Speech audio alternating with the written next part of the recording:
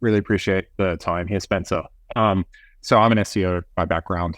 And the question that's always been on my mind is why do companies so poorly invest in it? And I've got my own speculation about that. And I think it's to do with ROI and incremental investment per quarter. Apologies, it's a very niche question.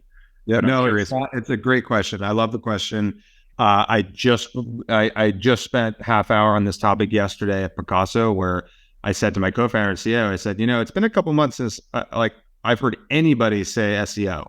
Like I sit in these meetings, I'm in exec meetings, I'm not day to day, I'm chair and founder, but nobody's talking about SEO. And I literally just talked about this yesterday. And another startup this morning, same conversation. So it's a great question.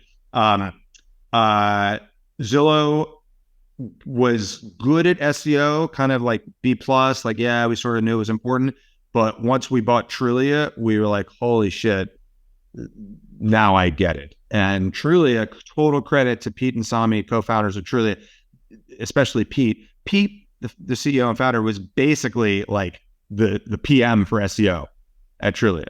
He is personally one of the world's leading experts on SEO and invested and like learned everything he needs to learn and it built it into the whole culture of the company. I'll tell you why companies don't invest enough in SEO. It's partly what you said, which is it takes a year or two to see results, but it's mostly that it's just it's not sexy, fun work. Like building new features is much sexier, and shipping a new shiny feature versus building a link, breadcrumbs and a link tree and new landing pages and better perf.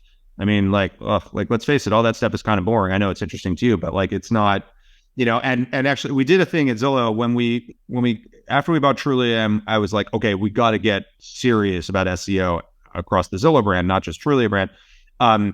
We were a persona-driven company. So we had Beth, the buyer, Susan, the seller, Harriet, the homeowner, Alan, the agent, Larry, the lender, Bob, the builder. So you walk around Zillow and there are posters to this day. Well, it's mostly remote now, but in the empty office space with like tumbleweeds rolling through, there are posters on the walls of these personas.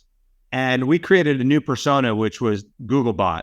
And we made it a little picture, like a Android-y kind of, Google face thing.